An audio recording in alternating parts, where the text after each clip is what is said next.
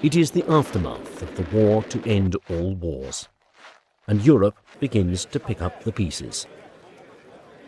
While many Germans find the limits imposed on them under the Treaty of Versailles restrictive, a loophole leaves them free to experiment with rocket power, not yet considered an instrument of modern war. The VFR, a spaceflight society founded in Breslau, Germany, gathers together many rocketry enthusiasts. From just 3 members at their first meeting, the society flourishes, attracting hundreds of amateur rocketeers. And in 1933, one of these amateurs has some ideas that catch the eye of the newly elected Nazis. His name is Wernher von Braun. Working under a military grant, von Braun proposes to use liquid propulsion to power rocket flight and goes on to create the V2 rocket. He also comes up with plans for a series of manned vertical takeoff interceptors. This exotic weapon would launch high into the air and swoop down on incoming bombers. But the German Air Ministry, unimpressed with the power of the proposed craft, cancel it in the planning stages.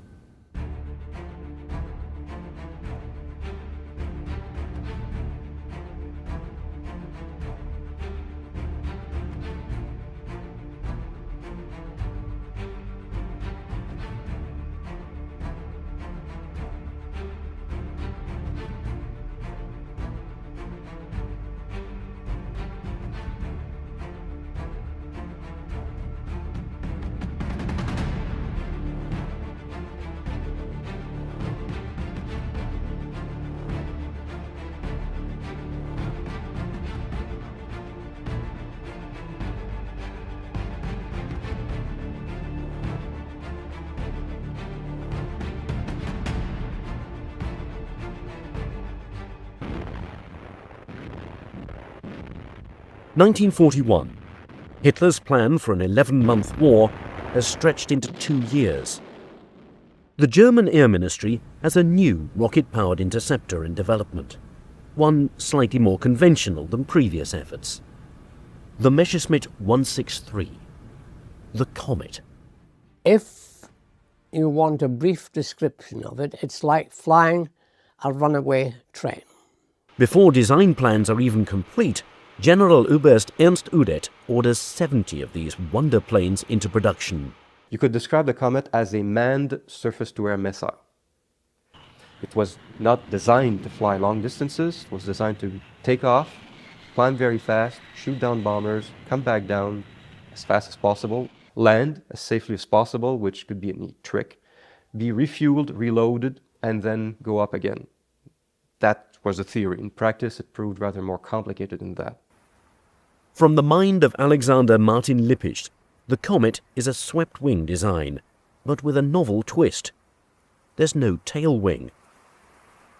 Formerly the director of a glider research group, Lippisch understands the need to reduce total drag on a fast-moving aircraft.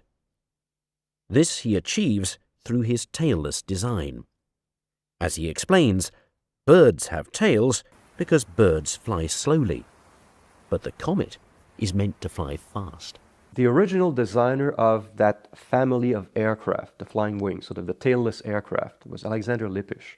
I won't try to pronounce it, but Alexander Lippisch, great aerodynamicist, extremely brilliant gentleman, had done some work before the war on tailless aircraft. He was asked to develop something of a more military nature. Production of the prototype begins in 1941, under great secrecy. And when it's finally fitted with its Walters engine and ready for its first flight, the pilot, risking his life in the cockpit, is a man named Heini Dittmar. On October the 2nd, 1941, the Comet prototype is towed into the air by a Messerschmitt 110 and rises to an altitude of 13,500 feet. Once there, Dittmar releases himself from the 110, turns on the rocket engine, and roars forward, nearly breaking the speed of sound, and finally flying faster than 1,000 kilometers per hour. It's so rapid, things happen so fast, that It's the only time I've ever been in an airplane I felt was a jump ahead of me. The Comet prototype is a success, and plans for a fully operational version are given the highest priority. But as the war begins to turn against Germany, it remains uncertain whether the Comet can become operational in time. For Operation Sea Lion, the invasion of Great Britain, has failed, and Operation Barbarossa, the invasion of the Soviet Union, is failing. Need for a wonder weapon is stronger than ever, but development of the Comet interceptor progresses far too slowly. And while the improved version, built to accommodate a larger engine and increased armament, is assembled and ready, its Walter's engine is not. Delayed in part by mechanical errors and in part by lack of support for defensive weapons, it's not until the summer of 1943 that the engine is finally delivered. But now there are new concerns.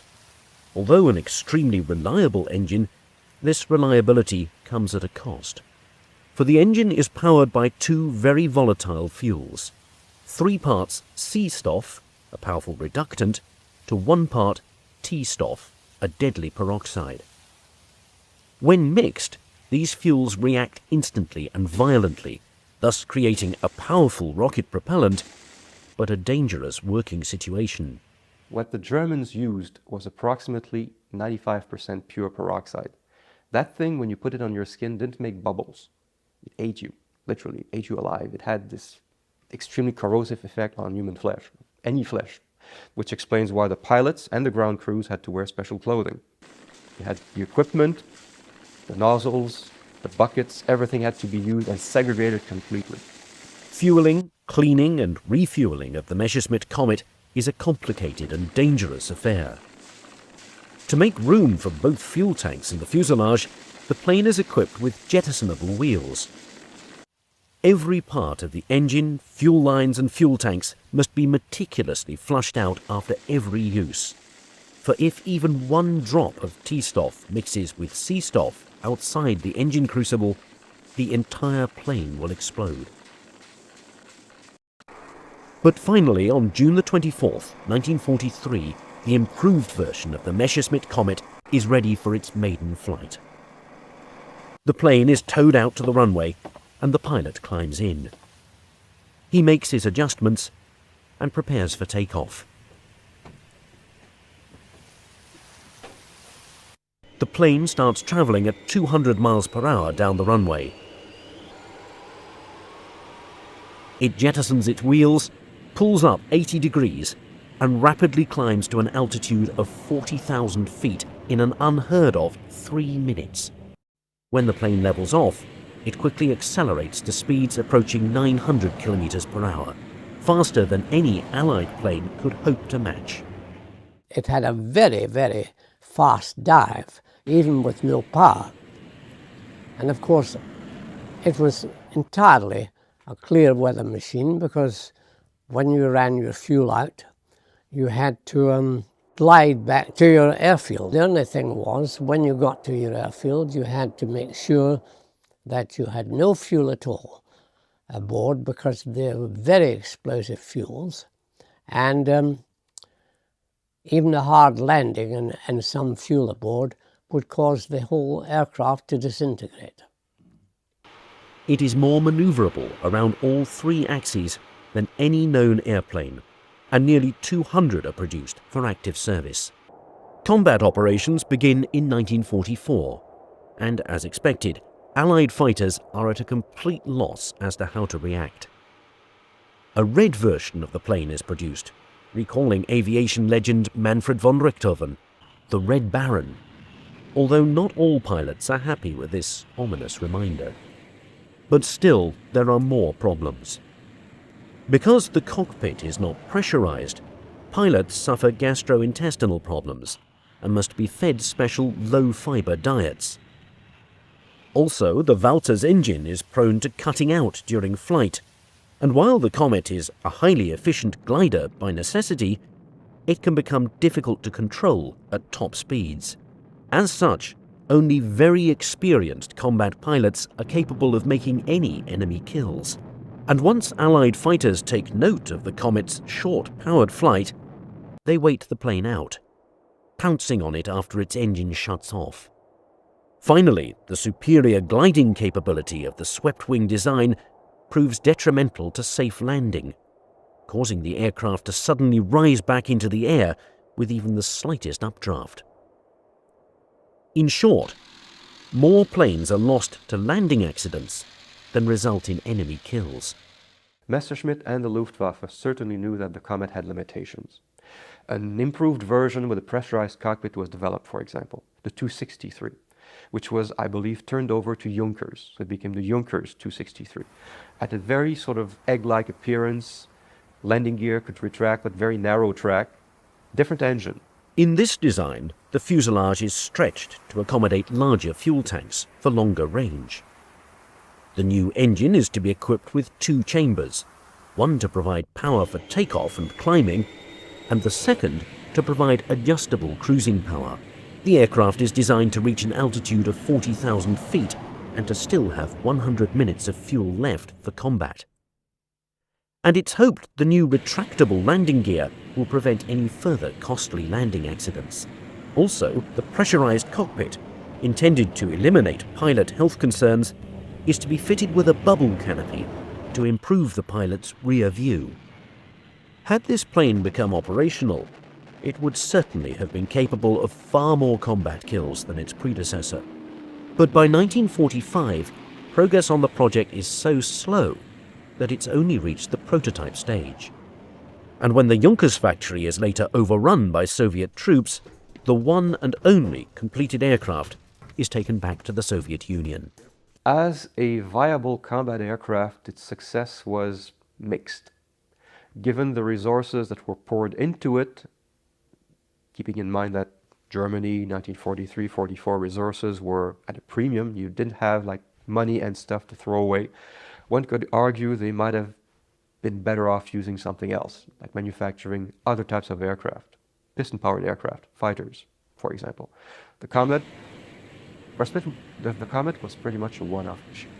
As an idea, yes, it's a gadget. And at this point in the war, more fighter aircraft might have indeed made a difference. Now Germany is under direct attack. Air raids by the British Royal Air Force are the heaviest assault to date in the history of aviation warfare. The result of this persistent and merciless bombing is devastating. Huge firestorms are created, killing thousands. Those who don't burn to death in the streets suffocate in their shelters and basements. Germany needs a wonder weapon. But despite its innovation and high speeds, the Comet 163 is not the weapon to turn the tide of war. Since the Comet has not lived up to expectations, Germany looks for new avenues to ward off bomber attacks. On June 6, 1944, the Allies land at Normandy, and step by step, the German defensive lines are pushed back. Soon the British cross the Seine and finally break through the German front, taking Brussels and then Aachen by September of that year. Meanwhile, in the skies, American B-17s wreak havoc on the German mainland. After Hamburg, there's Berlin, and then there's Dresden. Germany is being brought to its knees. Well, the Germans had this problem. They were attacked on the ground by huge forces of tanks, especially on the Eastern Front. You need powerful weapons. They were also attacked by bombers, daytime, nighttime. So they had to develop very powerful weapons for all these enemies. And in the southwest of Germany, near the small town of Waldsee, Erich Bochum believes he is designing just such a weapon. The Bochum BA-349 Natter. The Natter for me is utterly fascinating. It was, for not many people really appreciate it, was the very first vertical takeoff aircraft designed for its role. Co-founding Bochum Werks in 1941, in 1944, Erich Bochum bases much of the Natter design on Wernher von Braun's rejected 1939 proposal, a proposal Bochum discovered while working at the Fiesler Aircraft Company. Here, a series of Jordanov cutaway diagrams show the simple design of the Natter, beginning with the fuselage and subsequently showing the control column, the Walter's engine, the fuel tank cradle, the fuel tank, and finally the pilot's seat and cockpit. But in spite of its simplicity, it's an uphill battle for Bochum to obtain the support necessary to complete this project. Initially, he took the idea to the German air ace Adolf Galland. Galland at the time was the general of the fighter air arm. Galland was watching his fighter force being decimated. He was interested in any radical idea that might reverse this trend, so he could see the potential in the Natter. Unfortunately, however, Galland's hands are tied. While the German Air Ministry initially agreed to 150 planes, by late 1944 they cancelled the project in favour of designs further along in production. So seeing no other choice for Bochum, Galland sends him to make a deal with the devil. Heinrich Himmler, head of the SS.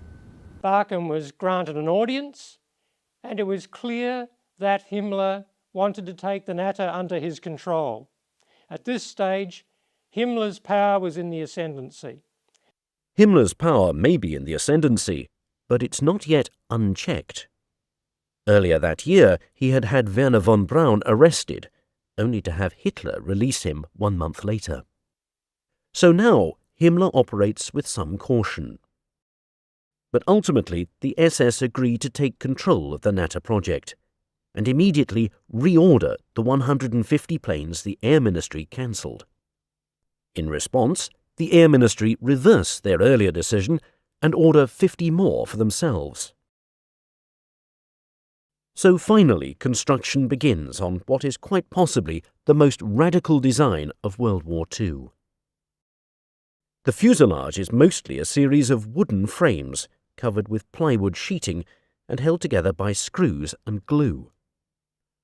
Only the cockpit, itself contained within a wooden frame, is made of armour for the pilot's protection. The wings are rectangular wooden slabs without flaps or control devices, and the cruciform tail consists of 4 fins and 4 control surfaces. Interestingly enough, the Walter's engine used to power it is the same liquid propellant engine used in the Messerschmitt Comet, requiring both Seestoff and T-Stoff for fuel. However, as additional takeoff thrust is needed, a much older technology is also used. 4 solid fuel rockets, using the same black powder that had been experimented with decades earlier by enthusiastic German rocketeers, are bolted to the aft fuselage. It truly is a radical design. The Natter was something completely different. You fired it off like a missile, vertically from a ramp. So it was even closer to the idea of the manned missile than the Comet was. Because the Natter requires no runway, it can be built and launched from almost anywhere. And as both the plane and the pilot are meant to parachute to the ground, not land after flight, there are written instructions on the fuselage on who to call for retrieval. Also, as the Natter's accelerated rate of climb will cause the pilot to temporarily black out on liftoff, it's initially guided by ground radio control. Radically brilliant in its combination of old and new technology, the Natter nevertheless remains a dangerous experiment. And now it's time for a manned test. But who would agree to such a potentially suicidal mission? It's January 1945.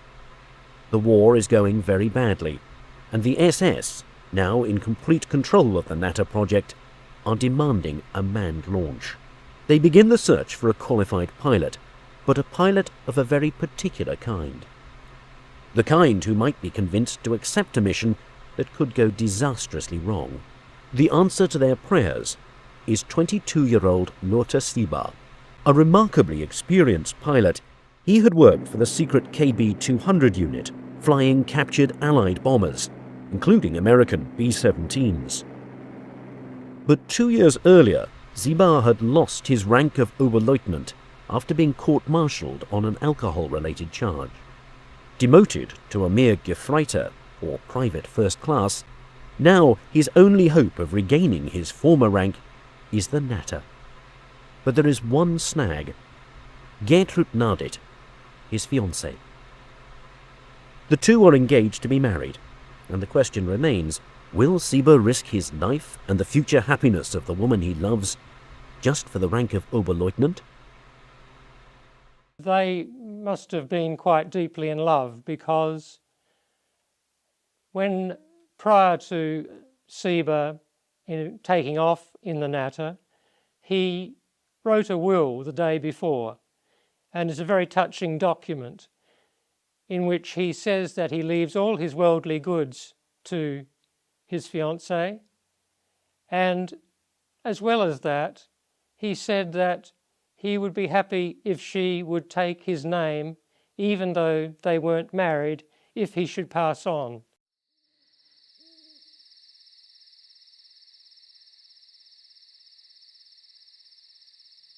So, on the same night he writes his last will and testament, he takes his wife-to-be to the launch site and tells her of his dream.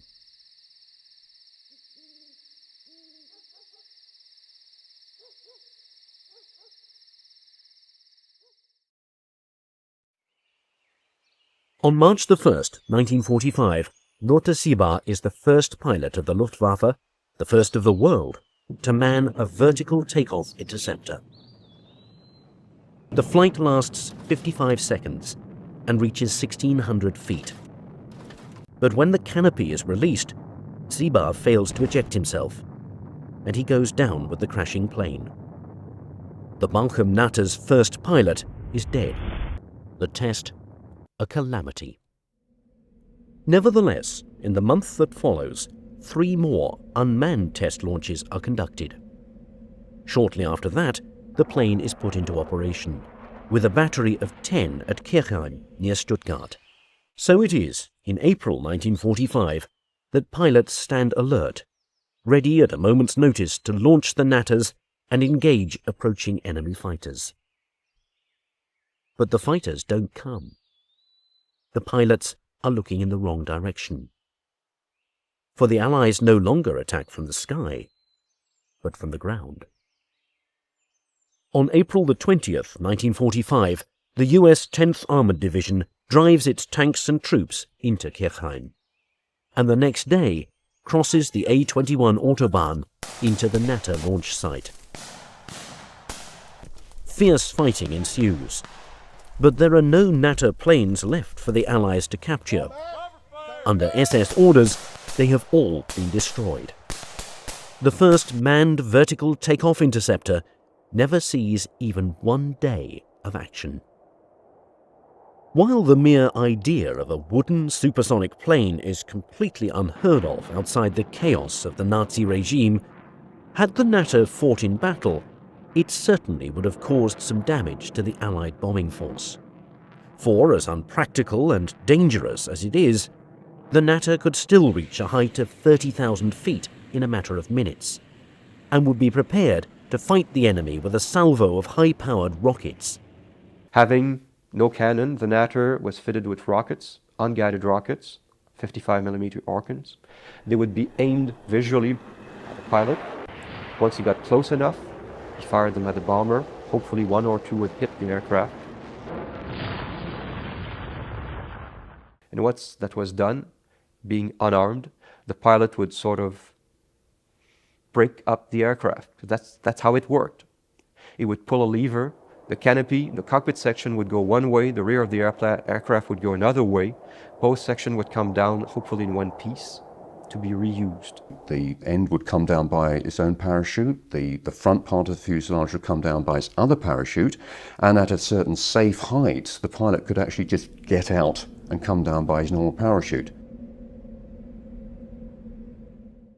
The catch is, it was another gadget. If the Comet was a bit of a risky gadget, the Natter was a very risky gadget. Shortly after Germany's defeat, a complete but broken up Natter airframe is discovered at the German Research Institute for Gliders near Salzburg. Later, 3 more operational units are discovered in a meadow near St. Leonhard in Austria, and at least one of these units is quickly evacuated to the United States for further study. But there, the plane is scorned and scoffed at. The Natter was not a good idea, was not a good airplane. It was completely impractical. It was damn dangerous. What were they thinking of? I mean, this question of desperation again was in the air. The Germans had all these bright ideas, so they thought. They were completely unfocused. They had all these ideas, but they went nowhere.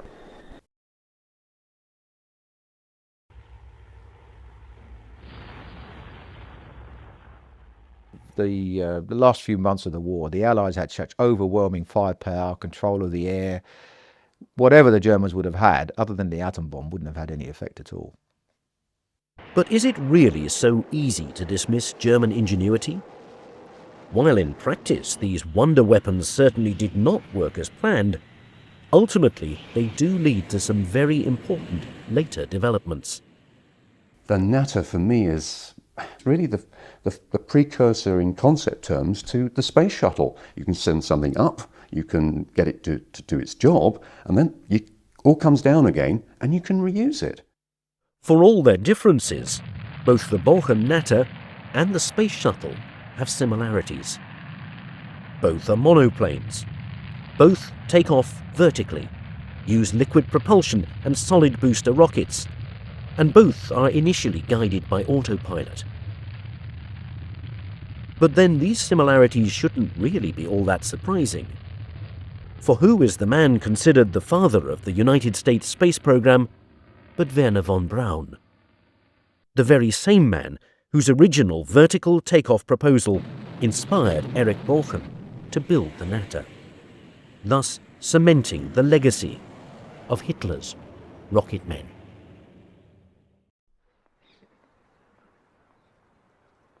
It is a historical discovery worth its weight in gold. A truly important document of German aviation history is uncovered. It is not found in the archives or by any secret military personnel after the war. It happens instead by accident. On an ordinary day for this factory worker, he discovers a sealed canister containing a drawing. It appears to be a blueprint for the design of an aircraft. On closer inspection, the document dates back to the mid-1920s. What it turns out to be are the workings of a deadly state-of-the-art bomber, illegal in Germany at that time. Its origins are inspired by this strangely designed plane. It may look backwards, but the logic behind the design is truly forward in thinking. It is one of the original tail-first, canard-designed planes, and the concept behind it demonstrates Germany's desire to be at aviation's vanguard. In the Ente, again the duck, late 20s, they had this design. Tail first, not really an airliner, but a few seats. The tail first design would allow you to triumph against the stall. The stall was very much a feared thing. You lose control, you crash. A canard, a tail first design, can say that if forward tail stalls, nose goes down, pick up speed, airplane stays in the air, all is well. The prototype flew around 1927-28, worked quite well. It is an unconventional design by an unconventional designer. Heinrich Focke is hoping to remove one of the pilot's biggest concerns since the birth of aviation, the dreaded stall factor. Thus, the design is catching the attention of aviation enthusiasts from around the world. Innovative as the F-19 may be, it is not without its flaws. Eventually, it crashed. If you lose control of it at low level, it's deadly. And Mr. Wulf, the Wulf of the Focke-Wulf, he's the one who died in the crash. With the death of their founder, and with military aircraft strictly forbidden in Germany, those at Focke-Wulf are now at a fork in the road. Do they keep on developing canard technology for peaceful and, most importantly, legal purposes? or do they risk both the company's future and their freedom by turning it into a deadly weapon of force? In an extremely risky decision in the history of the company, the plan for the F-19 dramatically changes. Instead of being the originally planned sports plane, it is now going to be a deadly bomber, capable of causing tremendous havoc over Europe's skies. The man behind this madness is one of Germany's true engineering geniuses, Kurt Tank, who joins Focke-Wulf as a result of a company takeover. Being there every step of the way, he harnesses and perfects this technology into what becomes known as the Model 42. The source of funding for this ambitious project in an economically starved country is still unknown. However, there is one thing for certain. Germany's quest to rule the skies is something neither military defeat nor monetary limitation can stop. Tail-first design was developed for a number of reasons. If you have a canard configuration, you have a very thin nose because your engine is behind the pilot. You can technically, at least in theory, increase speed with the same amount of power, which is good for combat aircraft. Also, because you have a fairly thin nose, you can improve, to a certain extent, pilot visibility.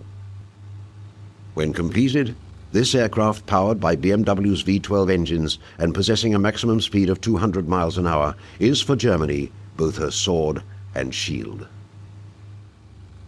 Any potential enemy will think twice about pushing around a Germany possessing an arsenal of aircraft carrying 20 200-pound bombs on board. More importantly, if Germany desires to reclaim her lost territories following the Treaty of Versailles, the Model 42 can put immense fear into both Europe's citizens and industries with its capability of causing enormous destruction. As testing rapidly advances, ironically, the rug is pulled from underneath them by neither pacifists nor neighboring European powers, but by the most militaristic regime in history.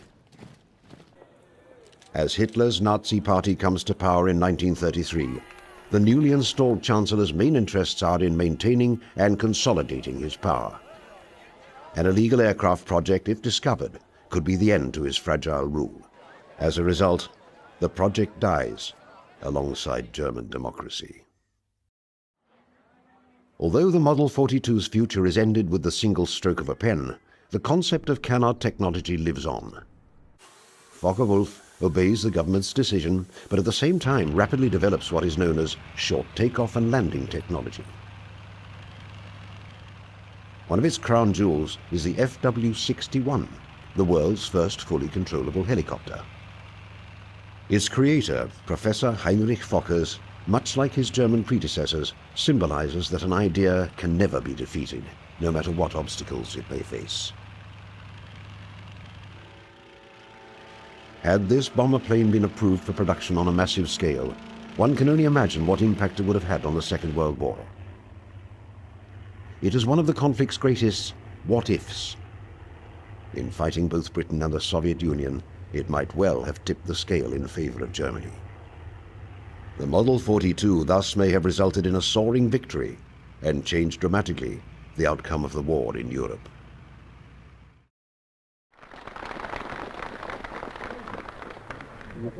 I name you hero and wish you good luck and Godspeed to all who fly in this type. Yeah?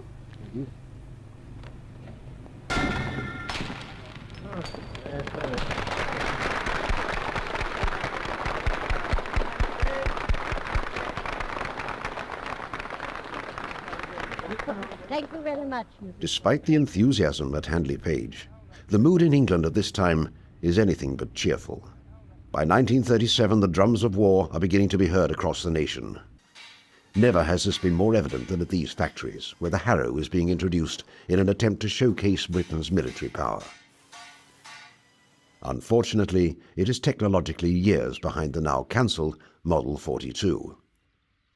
With $400 million being spent on aviation in a single year, the government assures its citizens that they have nothing to fear with this powerful weapon on their side. However, the question remains as to whether these bombers can stand up to the growing German threat. These fears are finally realized as Britain's cities are repeatedly bombed by the Luftwaffe, causing enormous destruction and loss of life. The Blitz has now focused the world's attention to what the bomber is capable of doing. The nation everyone is looking to is in dire need of a solution to this deadly problem. It may be one of Britain's most unusual designs for a plane. At Miles Aircraft, this prototype, known as the Libellula, marks not only the resurrection of the canard design, but also exemplifies a company truly thinking outside the box. People were very appreciative of the fact that Miles had this wonderful innovatory streak in them, and that they might come up trumps with something. During the war in Reading, Berkshire, the factories of Miles Aircraft are working overtime, making a substantial contribution to the nation's war effort. What is capturing the imagination of the company's top designers is the reconstruction of a revolutionary aircraft. A plane that will capture massive attention with a design so futuristic that it is years ahead of its time. Hard at work with their initial sketches by ambitious and intelligent designers, the canard plane is reborn. In this factory, British men and women are side by side, hard at work putting together this complicated design. While their soldiers are fighting on the front lines, these workers have stayed behind. Their job is to maintain the production of wartime equipment on the home front. And a mighty task for them is to construct this unusual plane possessing a tandem wing arrangement, requiring countless hours of labor. Unlike standard aircraft, the Libellula M35 has its wings at different heights and at different lengths. The reason for this is that the lesser wing acts as a forward-mounted stabilizer, thus improving control, especially in regards to landing. With its shorter wingspan and not requiring them to fold, when completed, the M35 is to be used as a carrier-borne naval fighter. Its sister plane, the second of the Libellulas, with an additional engine, is intended strictly for bombing purposes. Its creator, George Miles, says that when completed, the plane will resemble a dragonfly. In just 90 days, the first plane is built, remarkable for its time. Those at Miles Aircraft are determined to see what this plane can do once it is up in the air. Getting the plane ready for flight, engineers are putting the Libellula in position. As the final inspections are being conducted both underneath the plane and in the cockpit, the company, having a huge investment in the aircraft's success, hopes to put it into mass production shortly, pending government approval.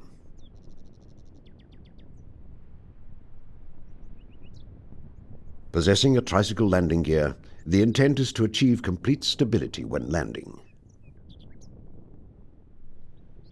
At the rear of the wings are the corresponding vertical and horizontal stabilizers and rudders. Once in the air, the plane is able to fly at 160 miles an hour and climb at a rate of 1,100 feet a minute. Its canard features lend the aircraft well to both high and low-speed flight.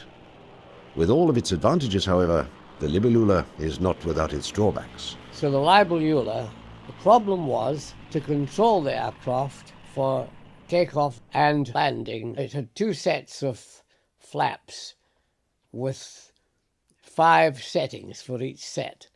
So you had a potential 10 combinations. This was difficult because getting the right combination was one thing, because every time you changed the combination, it had some effect on the controllability of the aircraft. And it was really impractical. Complexity becomes its Achilles heel. And despite the optimism from those involved in both the flying and the making of the plane, the military situation at the time dictates that the Libellula must come in for a political landing. In many ways, it is surprising that both versions of the design never go into mass production. However, its fate, similar to that of the Model 42, rests not on the aspiration of its designers, but on external circumstances. Britain, now with the United States and the Soviet Union as allies, is turning the tide against the German war machine. As a result, the demand for the Libellula evaporates. With prospects for the canard design now looking all but dead, miraculously, it once again is resurrected. This time, however, it is not done by any European power. Instead, it is done across the Atlantic Ocean, in America, the birthplace of aviation. Here, the canard design is reincarnated. The United States, referred to by Japanese Admiral Yamamoto as the sleeping giant, has awakened.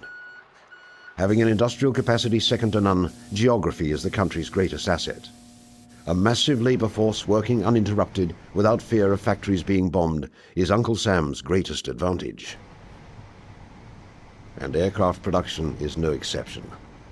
In terms of quantity, the United States is the undisputed champion. No European nation can even come close to their rate of production.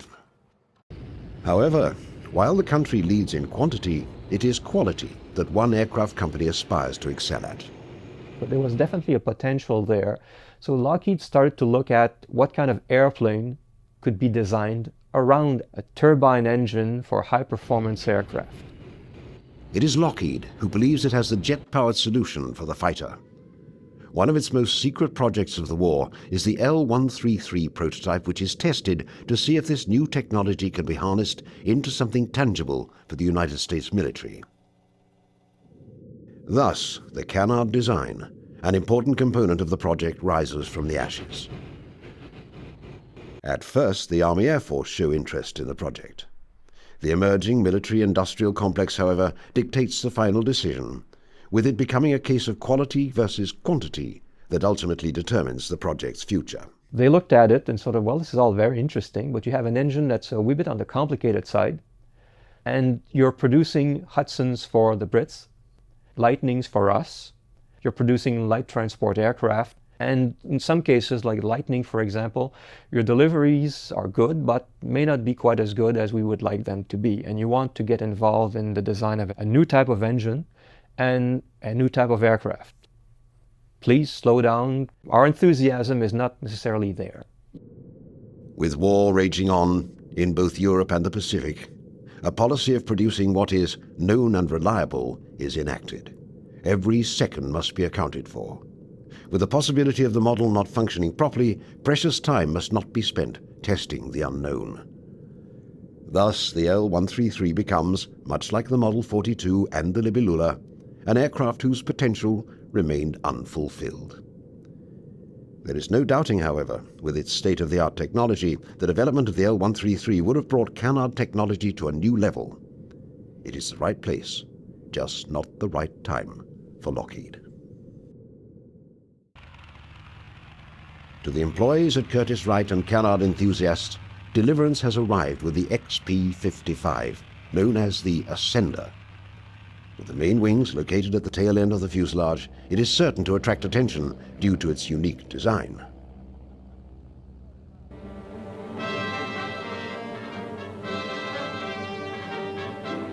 Presenting the Army's new Ascender plane. With its elevator controls in the nose and its motor and propeller in the rear, this push-propelled fighter reverses conventional airplane design. Developed experimentally as the XP-55, the new plane gives forward vision for the pilot and a clear path for his gunfire. In action, the darting tail-first Ascender seems to fly backwards.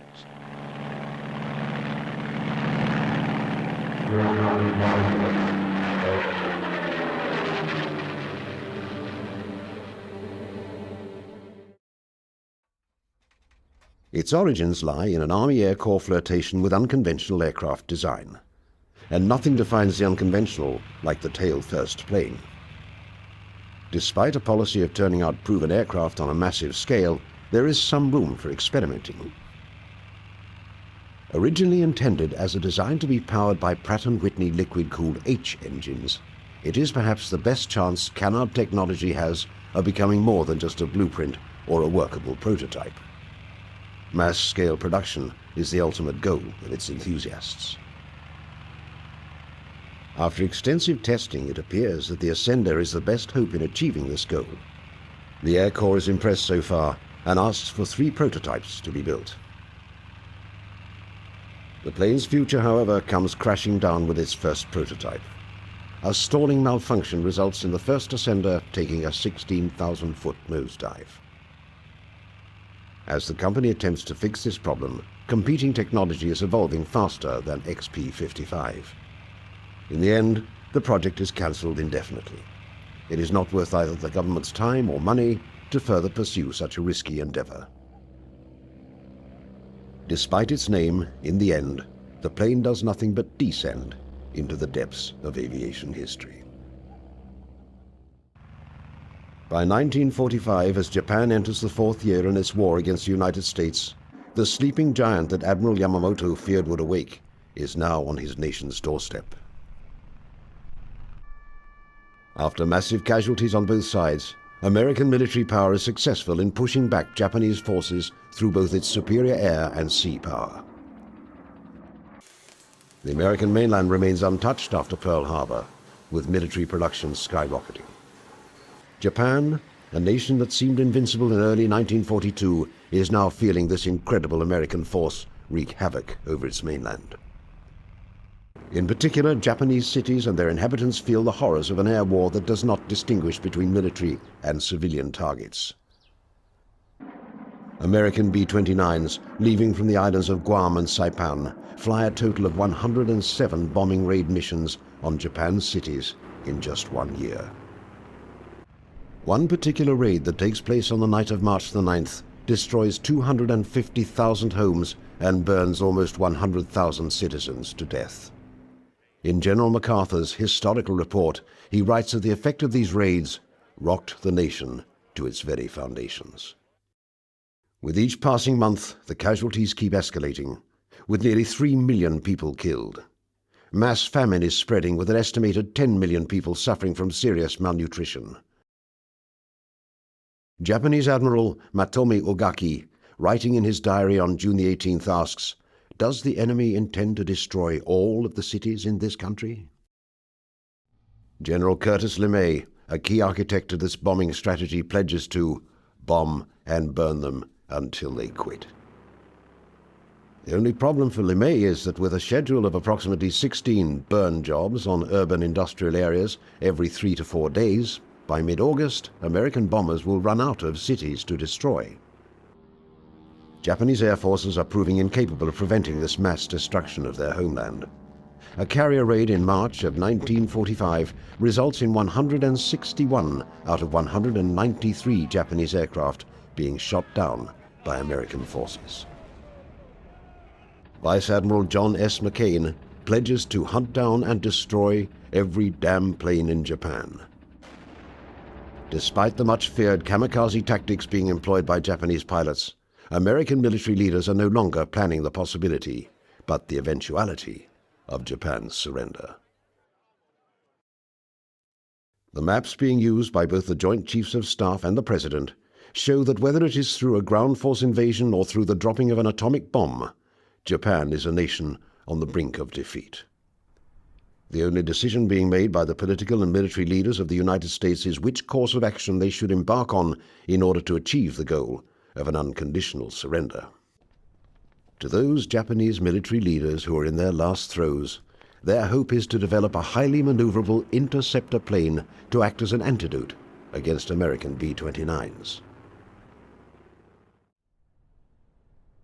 The Shinden aircraft, developed by Kyushu, is the only aircraft with a canard design to be ordered into quantity production during the Second World War. Equipped to hold one pilot and having a wingspan of 36 feet, armed with 4 30mm cannons and a top speed of 466 miles per hour, in addition to its important canard features, the Japanese military is hoping that Shinden holds the answer to solving the problem of the B-29 bomber. Work begins in June of 1944 to develop this plane, whose name translates to Magnificent Lightning. By now, however, time is not something Japan has on its side. Although the first prototype of the Shinden flies on August the 3rd, it is simply too late to prevent a devastating American attack. 3 days after it is tested, the first atomic bomb is dropped on Hiroshima. 3 days later, the city of Nagasaki is dealt the same blow. With these two bombings, in addition to the Soviet Union declaring war against Japan, the demand of unconditional surrender is met on September the 2nd, 1945, marking the end to war in the Pacific. The story of the Shinden remains one of the greatest what-ifs in Second World War history. Had Japanese production and testing begun earlier, Would this aircraft have been able to stop American bombing plans as hoped? If the jet technology for this aircraft arrived in time, would the Shinden have been to Japan what the Spitfire and Hurricane had been to Britain in its time of need? For it remains an unknown piece of canard history.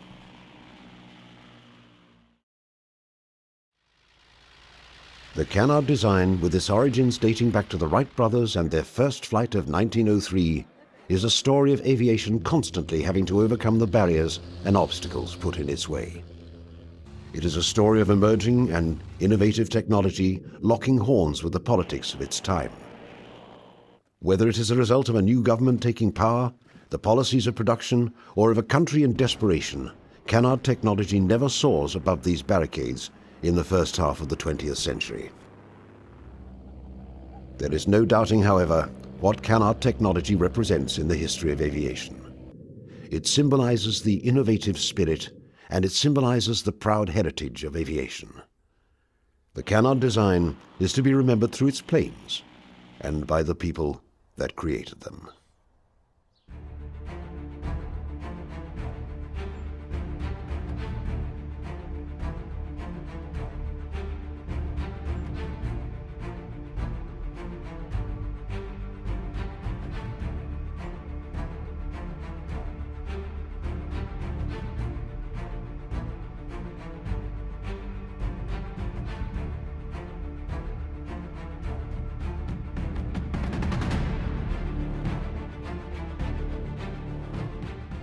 During the early stages of the Cold War, and before the advent of guided missiles, the West had to rely heavily upon jet-powered fighters to ward off Soviet bombers. For some time, the only effective armament for these fighters were barrages of unguided missiles. One of the changes that took place in the 1950s involved air-to-air weapons. It had been traditional until then that combat airplanes would carry machine guns or cannons. And everyone knew and everyone said that fighters need guns, except when they didn't say that. And they didn't say that when they were talking about defending the United States against bomber attack.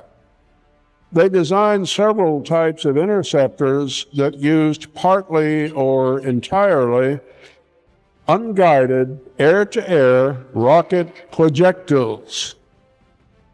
At first, each interceptor would just have one opportunity to fire in a gunshot approach with a weapon from a bygone war. The B-29 was more expensive to develop than the atom bomb. It was so complex to build that some manufacturers are said to have taken on other projects just to avoid being selected to assemble this most advanced flying machine. Even Boeing didn't really want the task of building their own creation. In the end, the Army Air Force took over much of the management, although Boeing, Bell, and Martin still had to deliver. The B-29 was cloaked in secrecy throughout its early development.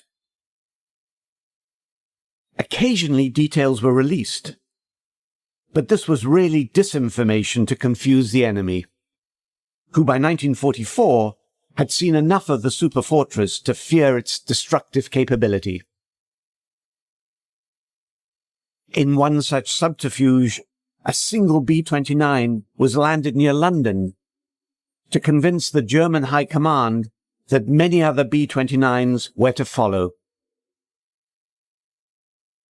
The result was that Germany took extensive precautions to counter the superfortress, although none were necessary as the United States never planned to attack Germany with B-29s. The war against the Japanese Empire was a very different matter. Japan was the target that the superfortress was conceived and built to attack. Rushed into service, many early B-29s flew over Japan with technical problems, particularly with engines overheating. One safe haven for a damaged and struggling superfortress was the Soviet port of Vladivostok. At this time, Russia was not a combatant with Japan. In fact, it was technically a neutral power that could not give support to either the United States or Japan. At least 3 B-29s were forced to land in Vladivostok. They were promptly seized, repaired, and flown to Moscow. Just before the Japanese surrendered, Russia declared war on Japan, which made them a US ally in the Pacific. But Russia still refused to return the 3 B-29s. American wisdom was that a superfortress would be technically too sophisticated for Soviet engineers to replicate. And that view prevailed for several years, even as the Soviet relationship deteriorated from ally to enemy. However, in 1947, at Moscow's annual Aviation Day parade, 3 B-29s appeared overhead. At first, Western observers assumed they were American, but opinion quickly changed when a fourth identical aircraft appeared. Soviet engineers had obviously developed a clone. This was bad news on the aviation front, but worse still was the knowledge that the Soviets had for some time breached Western security and had gained access to atomic secrets. The Los Alamos project alone had at least 3 Soviet spies in its workforce. In August 1949, the Soviets, in an exercise known as First Lightning, detonated their first atomic bomb. The news shocked the West. Soviet possession of the atom bomb and the means to deliver it demanded an effective response. However, most Western air forces at the time were still flying fighters from World War II. Anticipating the nuclear threat, in 1946 a new air defense command had been formed for the aerial protection of the continental United States. At first, the ADC had to rely upon a stalwart Second World War night fighter, the Northrop P-61 Black Widow. The aircraft offered some radar capability, long-range and all-weather endurance, but most important of all, it was available. Later, an unusual derivative of the successful P-51 Mustang, the P-82 Twin Mustang, was pressed into service. The original P-82 was envisioned as an escort fighter. It was fitted with radar and served as an ADC interceptor. However, neither of these aircraft had the speed of a jet, and they relied upon machine guns or cannons, neither of which were likely to be very effective against a B-29, wherever it was built. Having designed the superfortress in the first place, the US knew only too well its defensive capability. The task of successfully downing a B-29 had been given to German engineers some years earlier, when the Nazi hierarchy were tricked into believing that superfortresses would be used over Germany. The Wehrmacht's answer came in the form of the A4M rocket. The rocket had been developed from an artillery missile of slightly less than 3 inches diameter and had 8 folding fins. These would be fired in a salvo at an oncoming American bomber. The salvo approach was necessary because the rockets lacked accuracy. Allied intelligence had been aware of the A4M's devastating effect when they hit a target, especially when coupled with the speed of an Me-262. Against this arrangement, the Allies had no answer. One of the weapons that really, I think, would have been a very frightening thing if it had gone much further was the Me-262 armed with the R4M rocket missiles. Now, they had 2 batteries or 2 racks of 12 in each wing, and they were used right at the end of the war. Not in a great deal, but when they struck a bomber, it wasn't a question of damaging it, downing it. It was a question of disintegrating the entire thing. it was a hit was total destruction.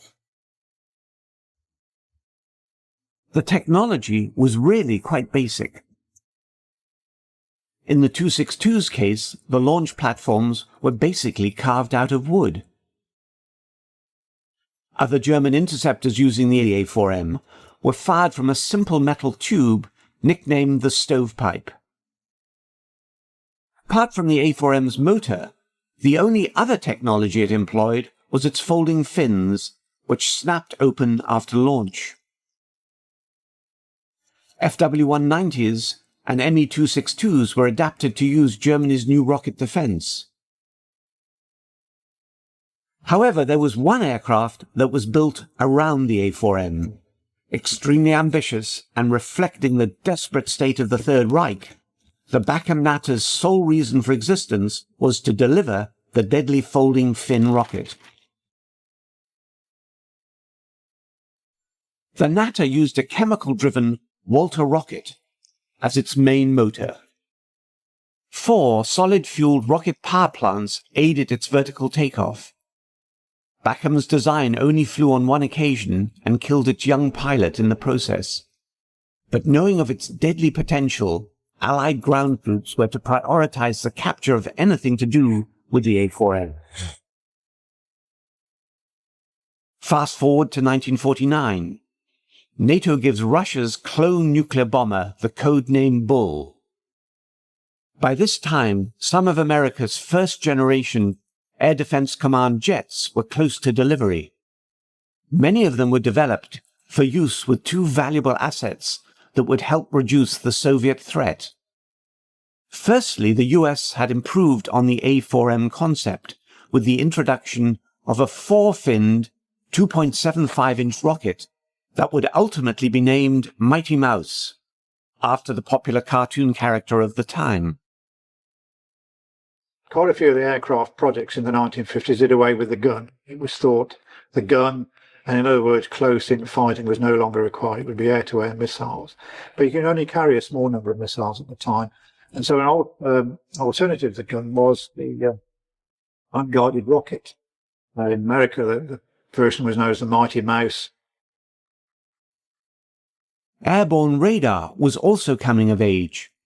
First employed at the end of World War II, it was now ready for use in conjunction with ground radar. Radar was particularly important when employing fighters known as interceptors, as they are required to fly at night and in all weather conditions. In 1945, the US Army Air Force was preparing to enter the jet age and had asked for submissions for a jet-powered night fighter to replace the propeller-driven aircraft it then had in service. A serious contender for this contract was the Nighthawk, a 4-engined dual-seat interceptor from the Curtiss-Wright Company. The Nighthawk's failure to perform in flight tests in 1948 led to the demise of the Curtiss-Wright Company. Instead, Air Defense Command chose a contender from Northrop. The F-89 Scorpion had 2 engines for safety and dual seats, one for a dedicated radar operator.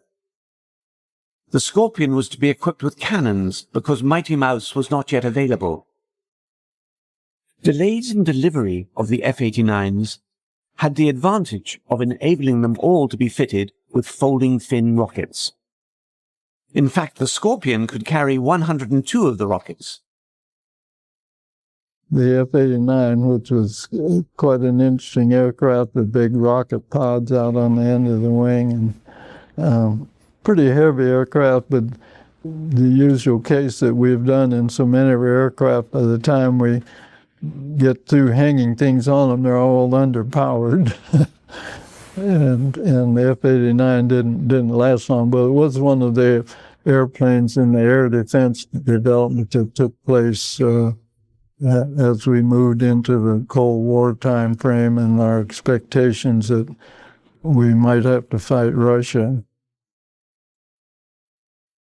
However, late delivery of the F-89s at this very sensitive time in history led Air Defense Command to order 2 other interceptors as immediate backup. Lockheed calculated that they could convert the T-33 trainer to a 2-seat interceptor using up to 75% of the Tu-33's parts, a major saving in money, and more importantly, time. ADC was very impressed, as the first flight of the XF-94 was made just 3 months after the contract was signed. The latest C version of the Starfire carried Mighty Mouse rockets, just as they were starting to become available. The second backup for the Scorpion was a North American aviation project. The company's F-86 Sabre had been a major step forward in fighter design, but it was primarily a dogfighter, not an interceptor. But North American believed that the basic frame could be converted into the interceptor role. In the event, only about 25% of the original F-86 parts were used to make the F-86D or Sabre Dog. Nevertheless, their unit cost was around 1/3 of the twin-engine Scorpion. Nearly all the 2,800 F-86Ds that rolled out of North American's plant were armed with the Mighty Mouse rocket. Like the Nazis' Natter interceptor rocket, it existed solely for the purpose of delivering 2.75-inch folding fin rockets. The F-86D didn't have any guns. The F-86D Sabre carried a tray of these rockets under the pilot. The tray had to be extended, then the rockets could be fired. There was another interceptor that would be armed with the folding fin projectile, the Canadian CF-100. We had 2 rocket pods, 29 rockets each. And so there's 58 total, and it was a one-shot effort. So when you were into a bomber stream and locked onto the bomber, you would fire these things off, and it was essentially a shotgun type approach. You're bound to hit something. One rocket would do the job. Canada's Arctic region required an all-weather aircraft. Like the Scorpion and the Starfire, the CF-100 had a 2-seat configuration with a dedicated radar operator in the rear. Working in conjunction with a string of early warning radar posts, almost 700 CF-100s were built. They served for almost 30 years. So important was the project that Avro Canada cancelled its promising early jet airliner design to concentrate on its rocket-firing defender of North America.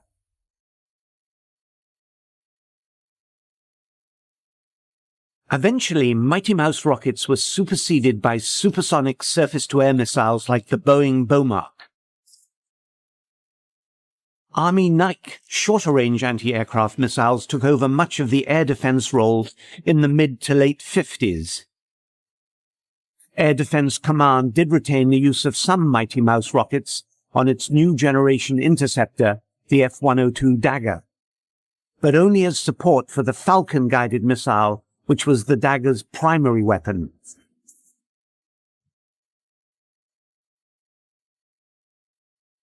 As guided missile technology improved, the Mighty Mouse was no longer able to compete for a spot on board U.S. interceptors. Unguided rockets. They didn't have very much range. They were unguided, and of course the moment you fired them, they were under the effect of gravity, so actually getting them to actually hit a target, anything beyond a very short distance, was really not much chance. And so needless to say, by the 1960s, this weapon wasn't carried very often at all.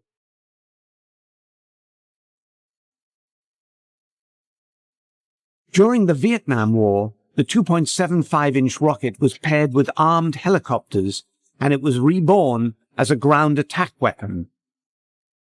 Literally millions of Mighty Mouse rockets were launched against North Vietnamese targets from a wide range of U.S. rotary and fixed-wing aircraft.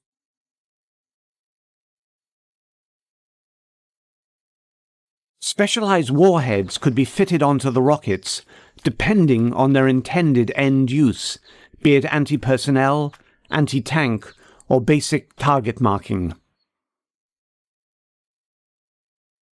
During the Gulf War, the Apache helicopters that opened the air campaign by destroying 2 Iraqi radar sites with Hellfire missiles also carried Hydra 70 rockets, the modern-day incarnation of the Mighty Mouse.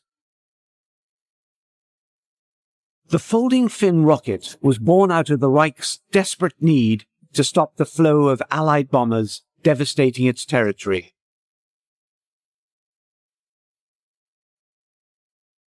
When faced with the possibility of nuclear annihilation by Soviet bombers, the US grabbed onto this German weapon and adapted it into their own Mighty Mouse.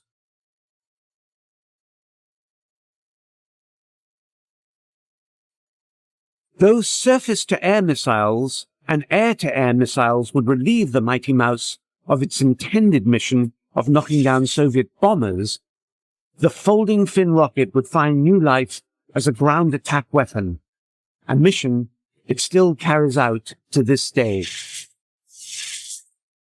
In 1938, Luftwaffe Chief Hermann Göring declares, "I completely lack the bombers capable of round-trip flights to New York with a 5-ton bomb load. I would be extremely happy to possess such a bomber, which would at last stuff the mouth of arrogance across the sea." 4 years after that statement is made, the nation of Germany begins to feel the industrial strength of America firsthand. Bombers begin pounding the Nazi regime day after day with attacks from England.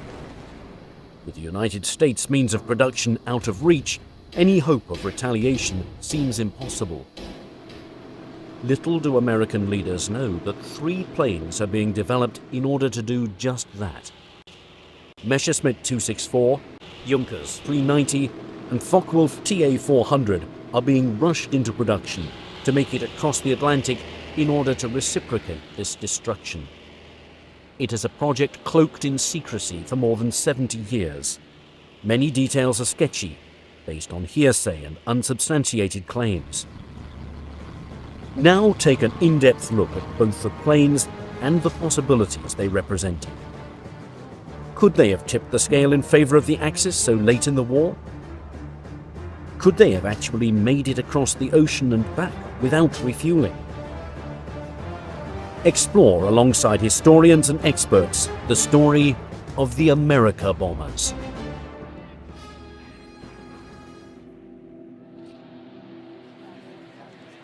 On December the 11th, 1941, Hitler declares war against the United States of America. Ever since the Second World War has begun, the 2 nations have been battling it out unofficially in the Atlantic Ocean.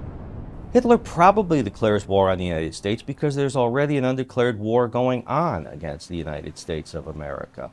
In the North Atlantic, with U.S. destroyers, U-boats. So he may think it's simply inevitable. But whether he thinks it's inevitable or not, it probably wasn't. And it's a terrible mistake on his part.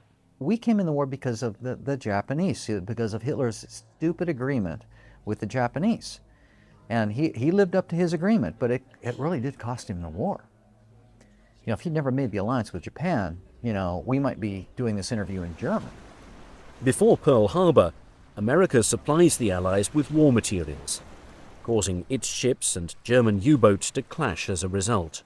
It is quite clear that the United States had broken their neutrality at least 6 months before Pearl Harbor by assisting the British in getting the convoys from the United States to Britain safely and without being attacked by German submarines. So there was actually this warlike activity already in existence between American destroyers and German submarines without there being a public state of war.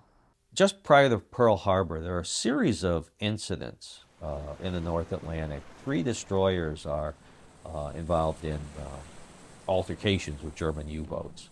The Greer, the Kearney, and the Reuben James. And there's an escalation with each one. And with the Carney, it's merely an exchange of fire. There's a torpedo fired at the rear after a U.S. plane takes a shot at the submarine. With the Carney, the ship is actually hit with a loss of U.S. life. And with the Reuben James, that is sunk. And Roosevelt points to this as a reason for increased vigilance and activity against the Nazis. And it's a question of who fires first and all that. For Hitler, the decision is an easy one. The United States will no longer be considered neutral. The gloves can finally come off. Its shipping capabilities are now fair game for German submarines. Once victory is declared over the Soviet Union, America and Britain will sue for peace. That is the Nazi plan. In less than a year, however, the exact opposite happens. Fighting against both Japan and Germany, the arsenal of democracy only grows stronger.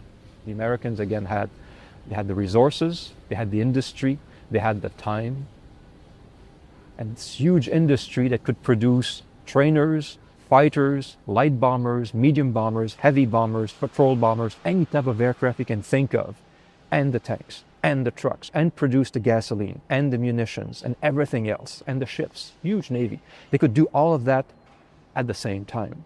The Germans couldn't. Factories begin turning out a plane every 5 minutes and a ship every day. American factories were in 24/7 production by the end of 1942, and in 43 and 44 not only armed one of the largest militaries in the world, but armed our allies as well, the British, the Soviet Union. In the course of the war, we gave somewhere around 50,000 trucks to the Soviet Union, 15,000 tanks, 7,000 aircraft. The United States has a unique advantage due to its geography. It does not have to worry about planes bombing their factories. It can go on producing at an unprecedented level. America never really gets out of the Great Depression until World War II comes along. The unemployment figures were as high as 14–17% in the late 1930s, and they really don't start to drop until America becomes the arsenal of democracy, supplying Britain and the Allies and shipping literally billions of dollars overseas. The Lend-Lease program ultimately is $50 billion by itself, which in the dollars of today is about $800 billion, a tremendous stimulus package for the American economy. They were delivering huge numbers of aircraft and tanks and vehicles, trucks, etc. to the British and the Canadians and the Australians, etc. So they were a major producer of weapons for the Allies. And having two oceans protecting its civilian population, the American people are confident that they're providing materials that will shift the balance of power away from the Axis. Economists say the natural resources of the United Nations are greater, but the capacity of the Axis to turn what resources they have into weapons of war is tremendous. They have the mighty Krupp munitions works. We have Birmingham. They have Skoda. We have Delaware. They have factories like this in occupied France. England has Vickers. They seized the steel mills of Luxembourg. We have Pittsburgh. They have great factories to turn out Heinkels, Messerschmitts, Dorniers. We turn out flying Fortresses, P-38s, P-40s, Aerocobras, Tomahawks, many others. Romanian oil drives their planes and tanks. Oil from the fields of Oklahoma, Texas, and California will drive our planes and tanks. For German leaders, the United States poses a serious dilemma. With more than 5,000 miles separating the two countries, no existing German aircraft can even come close to reaching America's east coast.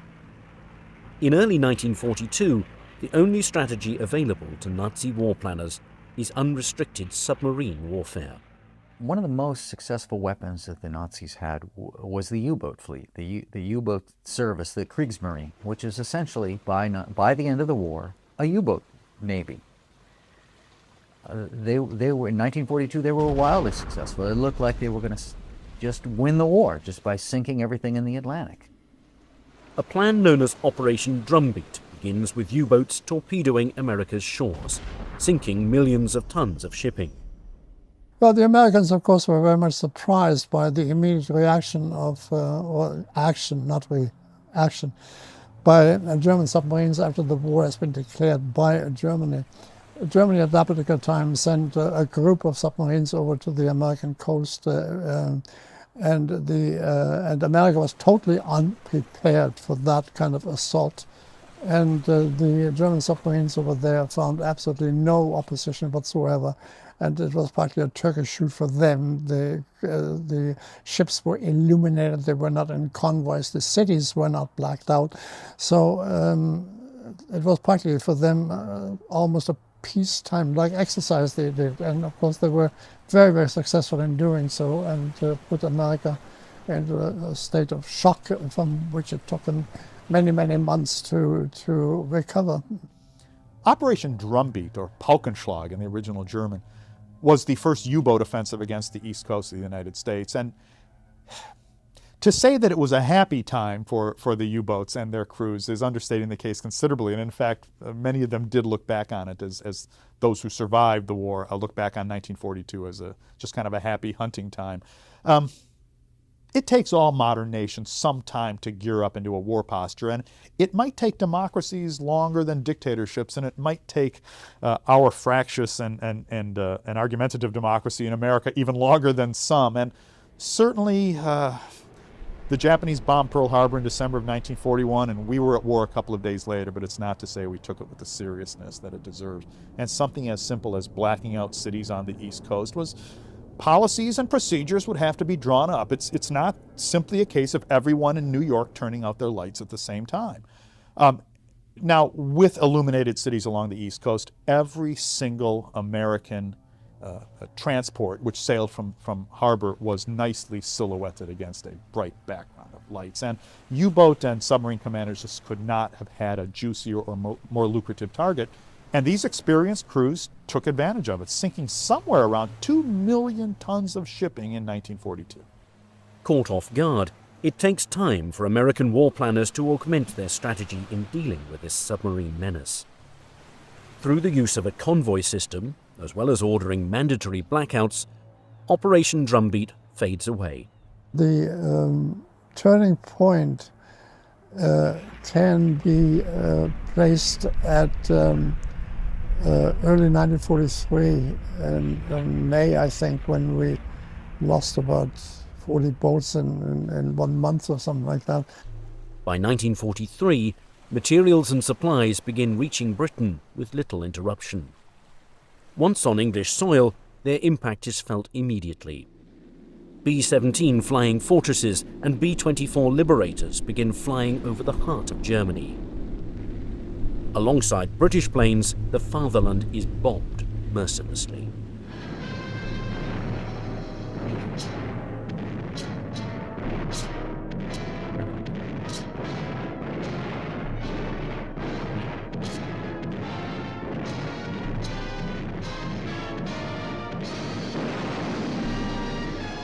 The offensive continues in greater and greater strength. Well, certainly German industries took a pounding. German civilians took a pounding. Winston Churchill probably put it best when he once said that the air effort was dehousing the German people, destroying their living quarters one building at a time. Cities are turned into rubble. And with Soviet victories on the Eastern Front, the Allied powers begin closing in on the Axis. Hitler, seeing the destruction firsthand, is outraged at these bombings. However, with his U-boats neutralized and the United States out of reach, there's little Nazi generals can do to fight back against the American war machine. What is needed is a wonder weapon to enact revenge. Beginning as early as the interwar period, German war planners study a hypothetical attack on the United States. Dornberger, assisted by Werner von Braun, had been thinking about some kind of a rocket-propelled weapon that could attack the United States as far back as 1937. There was a weapon that they were designing called variously either the New York bomb or the American rocket. It had an interesting intent. They would take a massive, massive booster rocket, put a V2 at the top of it, fire it off, and the V2 would eventually attain speeds of 6,000 miles an hour, which meant that it could cross the Atlantic in something like 40 minutes. It could strike New York, it could strike Washington, it could strike Boston. Of course, you can never laugh these things off because the Germans were so innovative that sometimes they achieved things which to many minds were quite impossible. The Germans were never able to launch any sort of attack on the continental United States. That's not to say they didn't talk about it, they didn't plan on doing it, and they didn't drop various schemes for doing it, some relatively realistic and some much more fanciful. Many concepts are examined and many are rejected due to their technological limitations. There was the notion, for example, of launching a V-1, the so-called buzz bomb, in some ways the distant ancestor of our modern cruise missile, of launching a V-1 from a ramp on the deck of a U-boat that had surfaced off of the American coast. Now, of course, the problem of getting a German U-boat to the American coast with a large ramp and a buzz bomb on top of it was never really dealt with. Some of these ideas even border on the realm of a science fiction novel. Likewise, there was a plan for towing a V-2. Now, the V-2 being the not-so-distant ancestor of the post-World War II intercontinental ballistic missile, of taking a V-2, encasing it in its own missile launcher, and then putting it into position on the back of a U-boat. The launcher would swing into a vertical position, that is a launch position, and thus then launch the weapon against an American city, presumably New York, and presumably Manhattan. Now, the problems with such a plan, of course, include getting, once again, that V-2 over the Atlantic Ocean, crawling with U.S. naval vessels of various shapes and sizes, not to mention our own submarine fleet, and doing so while trailing an extremely heavy and extremely obvious 118-foot-long canister without being detected. The most realistic and achievable weapon is a long-range bomber. In 1939, things in Europe were not going too well, and war clouds were beginning to erupt. It was then that Hitler realized, and some of the hierarchy in the Luftwaffe realized, that they may need something that could fly a little bit further than what they originally conceived. So they put out a specification to try and get a bomber that might reach the United States. Attacking the American East Coast with raids the same way the B-17 is attacking the fatherland. The Germans were very intent on finding some way that they could strike the United States by air. Besides having worked on rocketry, they were also developing a bomber. So the Germans realized that at one point, if you wanted to stop or at least put a brake on the production effort in the US, you would have to put some threat over their heads. The only way to do that would be to bomb them. Unfortunately for the Nazis, it's a goal that's difficult at best. For a plan like this to work, it must reach America and back without refueling. The problem that the Germans faced in building a long-range bomber is long-range.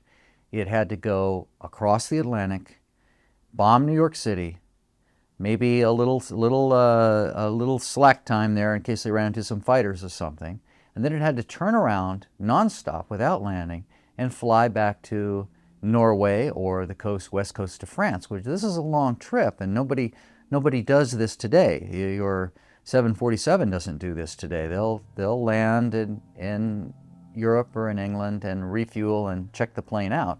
They couldn't do this. The Germans couldn't do this. They had no way to land. So if you're going to do this in a round-trip fashion, you have to have a truly intercontinental bomber. And this is something the United States didn't have until the B-36, which was 1949-1950. Their best chance is with the Bollemann Voss 222 flying boat. But the odds of it making it back to the fatherland are slim to none. Well, I flew the 222, and I would certainly agree it could get to within range of the American coast. It was a pretty impressive flying boat. I do not believe that they could ever have attacked the American coast and got away with it, because So it had this tremendous range, and it was nice, quite nice to fly. It had quite light handling controls. It was very vulnerable to a fighter attack. Now, I just don't see it surviving any attack by any fighter at all, frankly. 12,000 miles would be needed in order to strike. No plane during this time can even come close in covering a distance this size. The Germans' longest-range bomber, the Heinkel 177, is encountering numerous problems with its unworkable tandem engine arrangement. They didn't really get around to building 4-engine bombers, and when they did, it was an off and on type of thing.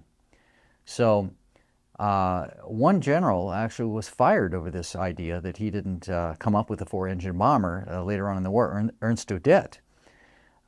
He was marginalized and then committed suicide, probably over this very issue.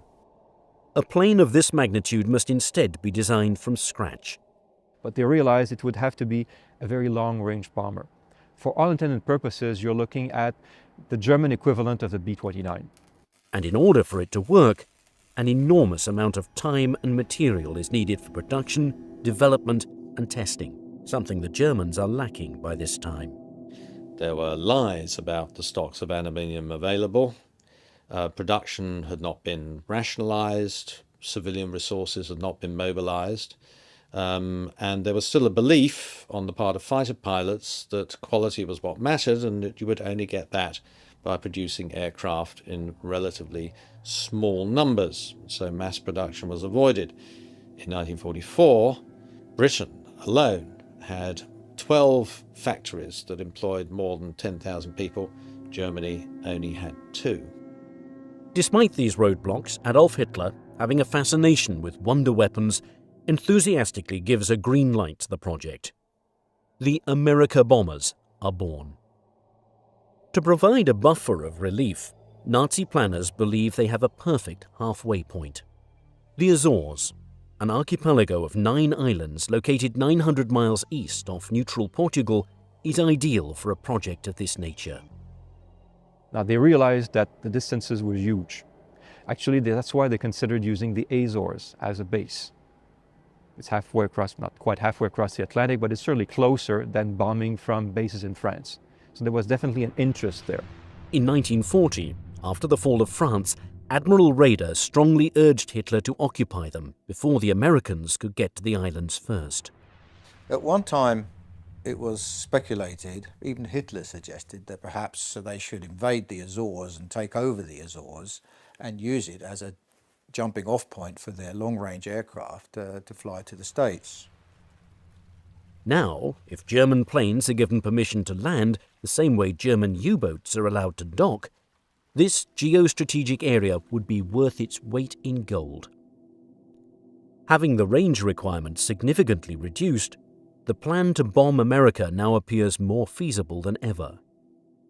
What is needed now are targets. In order to cripple the arsenal of democracy, these hypothetical German planes cannot just bomb indiscriminately. They instead must go right after their means of production, attacking factories that are building the planes and bombs that are ruining German cities.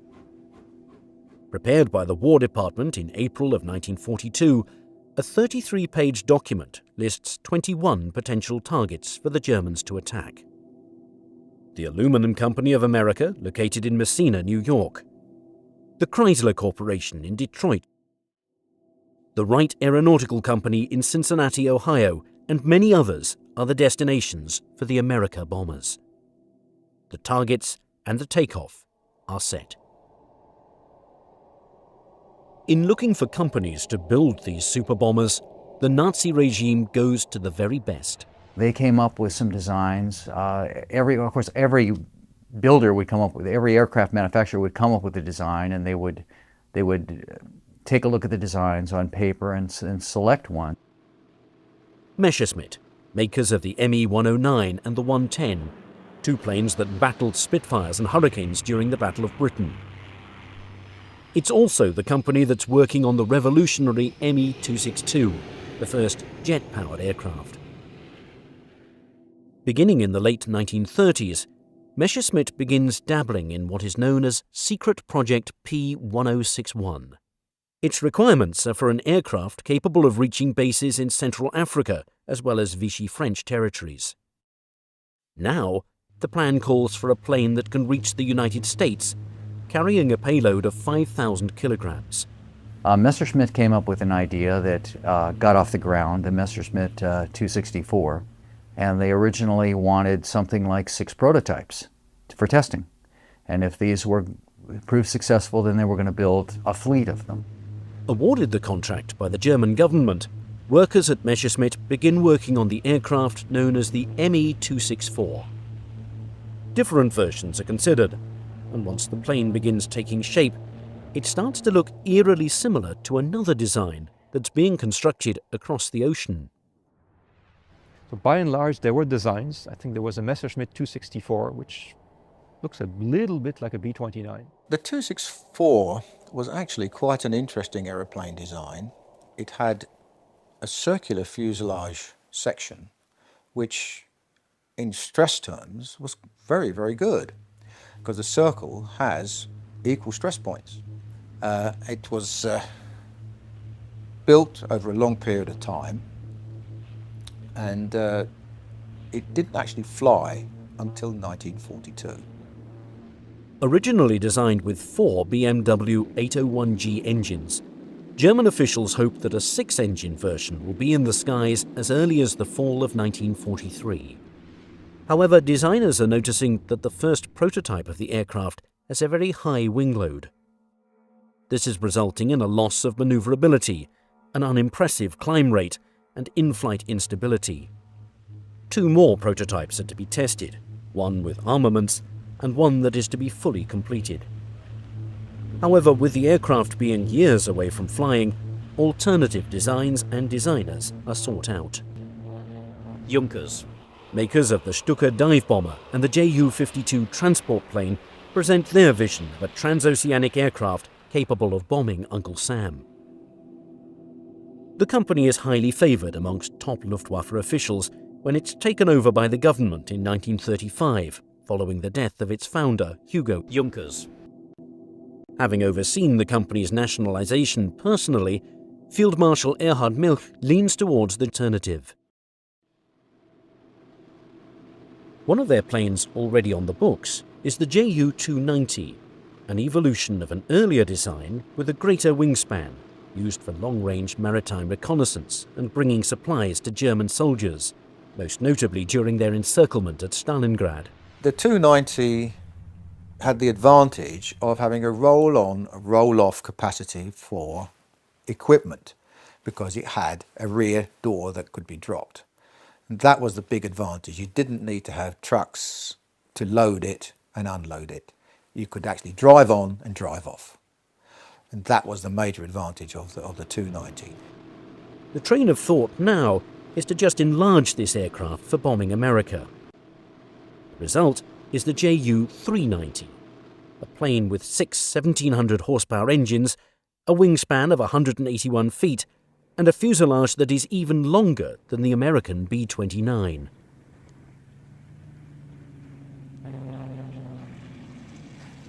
Junkers were actually adapting their Ju-290 aircraft into the Ju-390, which was actually a 6-engined aircraft. And a lot of people, especially the German Navy, thought that would be quite a nice aeroplane, and others thought that yes, it would make a very nice America bomber. The Ju-390 was a similar situation. There were 2 built that we know of. One was given to Hans Bauer, the Hitler's pilot. So it was for Hitler's use, for state use. So Hitler had a 390. Built at the Junkers factory in Dessau, the first prototype is able to make its maiden flight in August of 1943. They had high hopes for this bomber, and between this and the Messerschmitt 264, it looks like that much time, or if not in total time, these were controlled by the SS. Despite its early success, the Nazi hierarchy still wants an insurance policy. On August the 11th, 1938, the nation of Germany makes history when a Focke-Wulf Condor arrives in New York City after a rigorous 24-hour flight across the Atlantic. There was still this belief in the USA that they were very safe, and isolationism was still very, very rife there, and that any kind of invasion from abroad would have been almost impossible. However, in 1938 an event occurred which changed all that.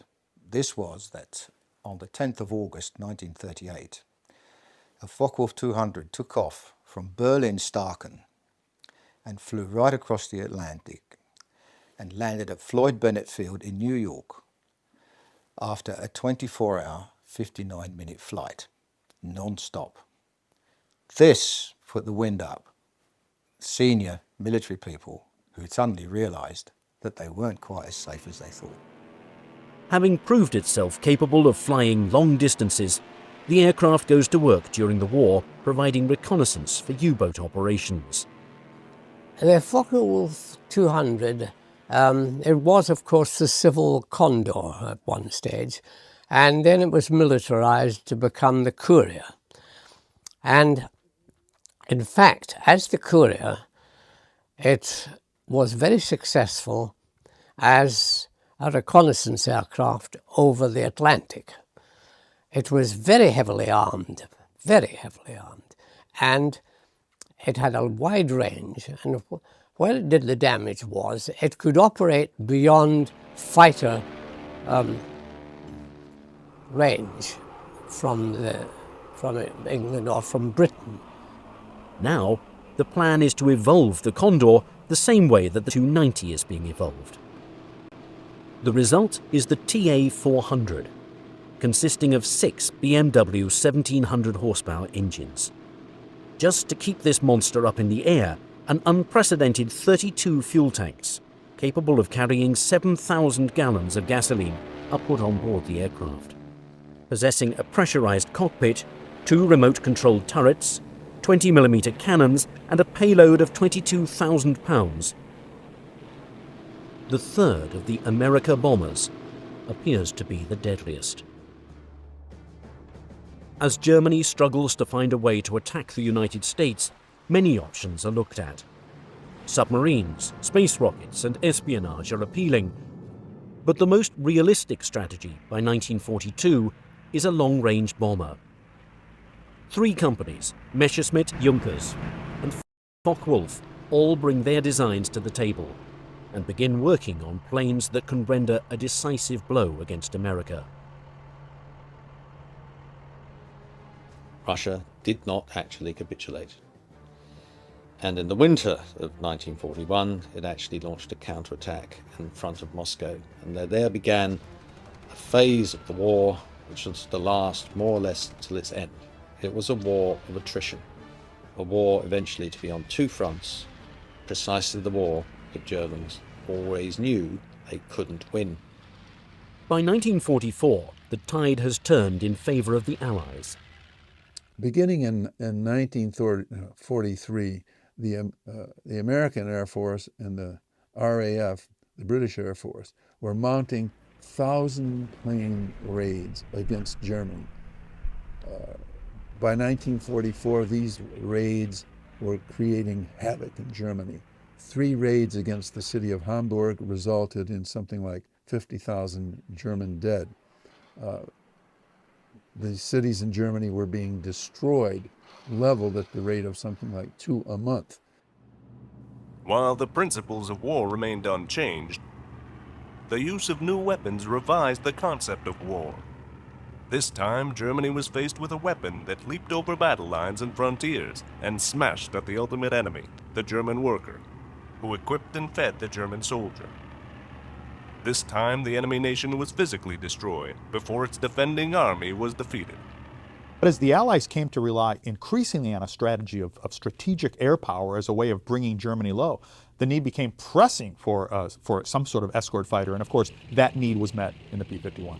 The P-38 was available at first, then the P-47. Neither had the range to be able to escort the bombers all the way from England to Germany and back.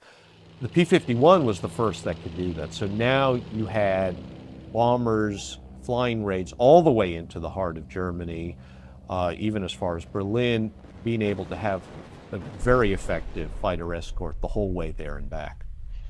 In England, Operation Overlord, the invasion of France, is being planned by both British and American generals for later that year.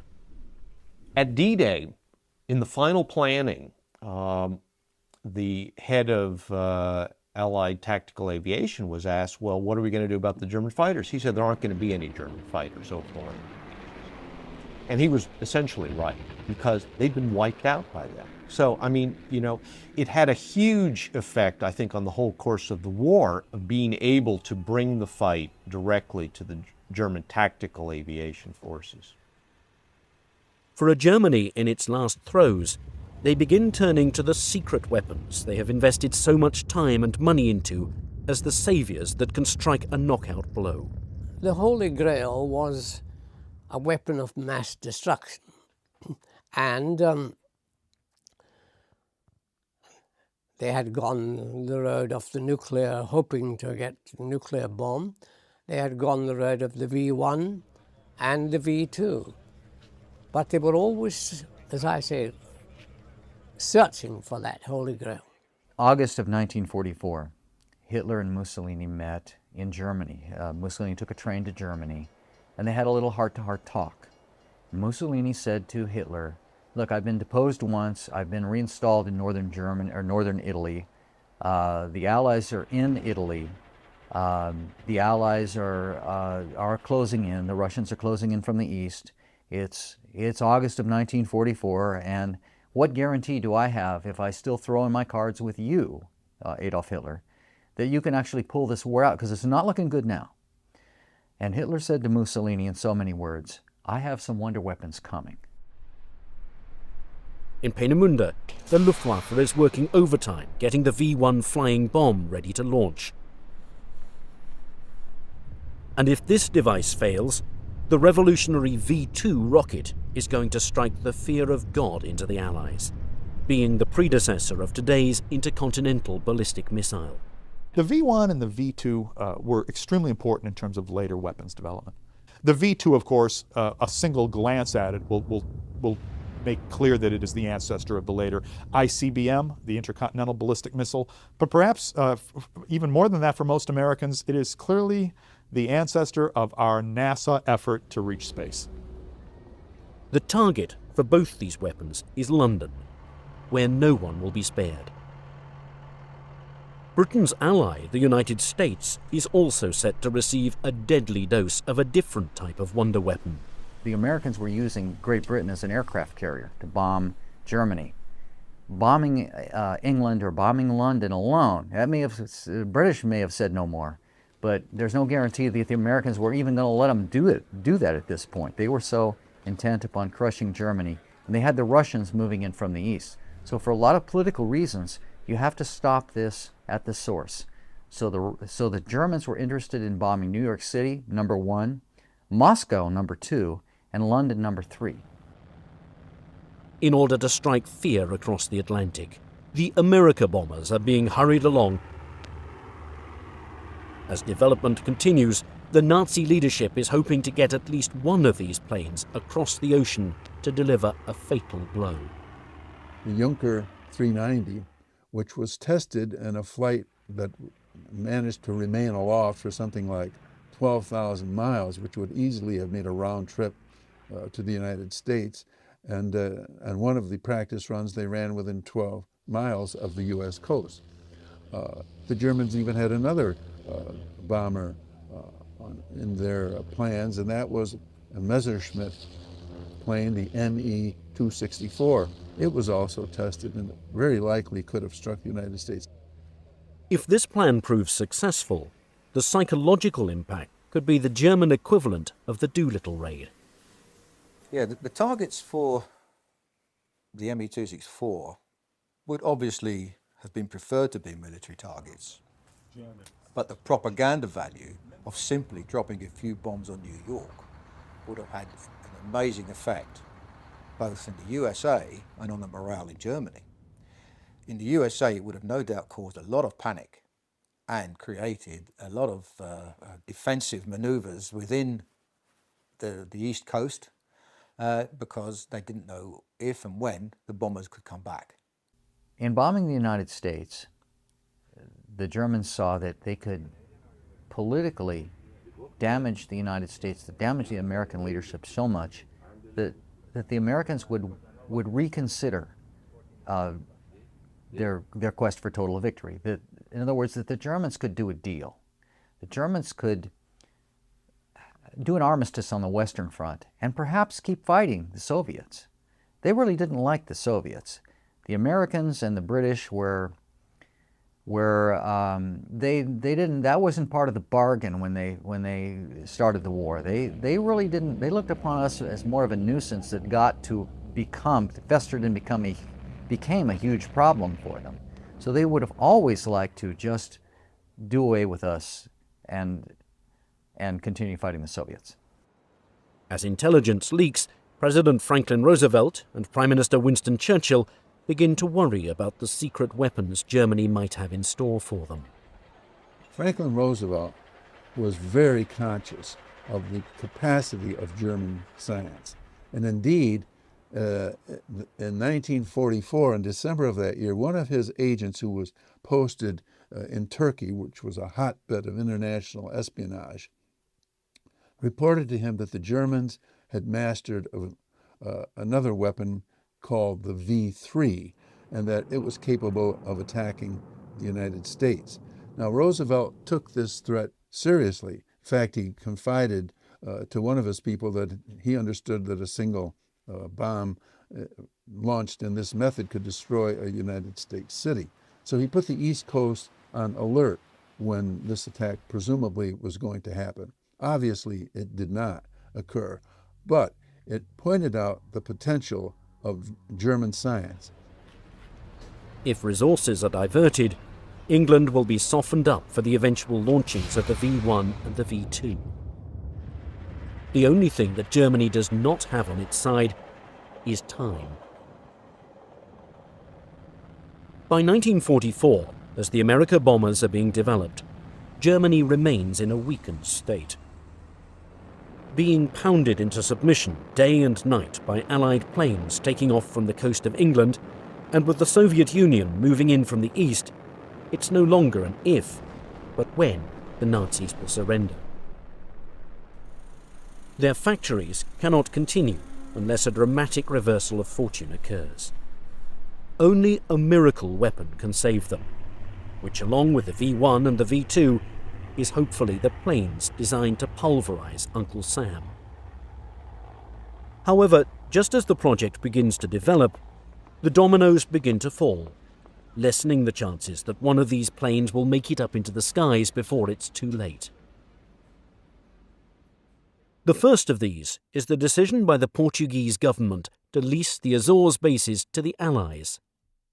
Sensing which direction the war is going in, the neutral nation turns away from the German plan to launch the America bombers from their territory.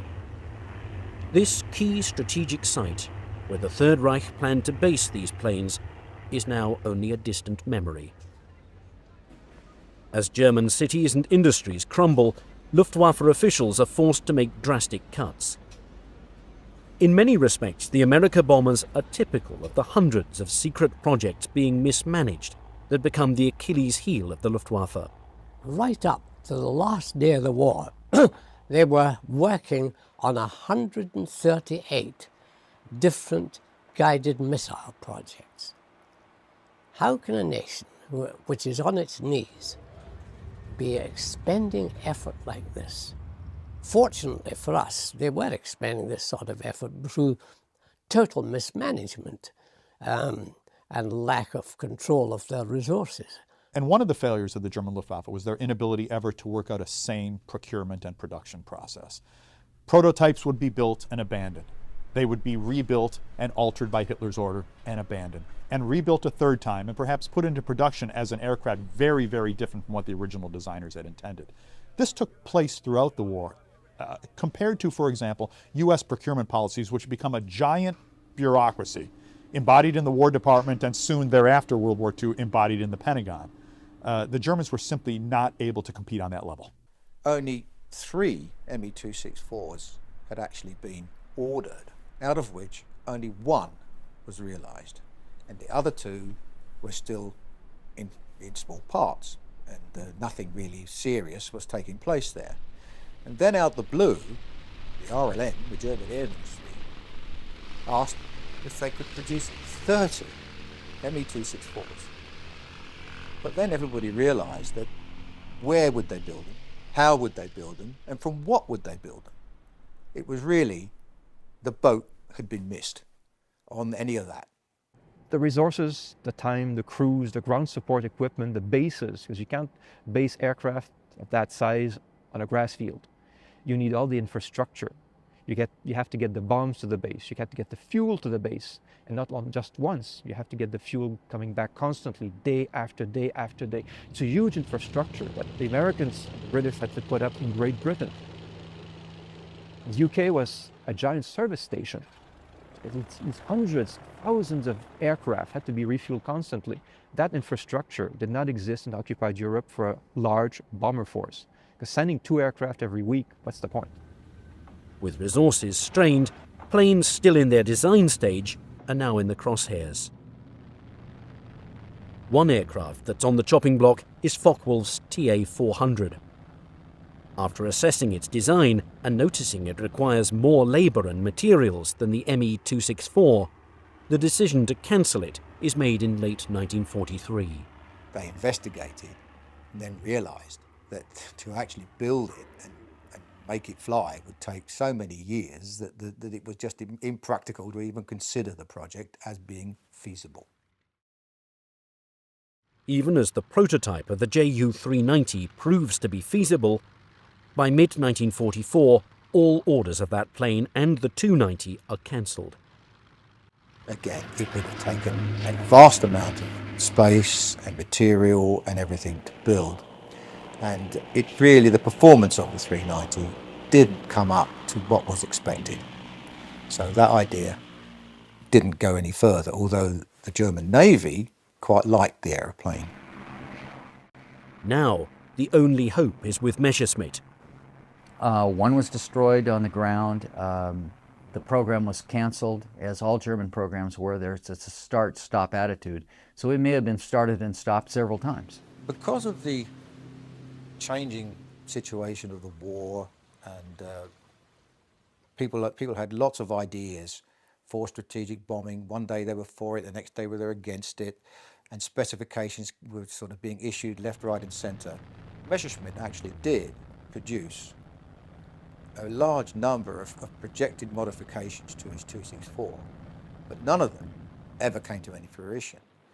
I mean, there were ideas to attach huge fuel tanks to the airplanes, which could be 600-gallon fuel tanks carried externally. Also, a 6-engine version was proposed.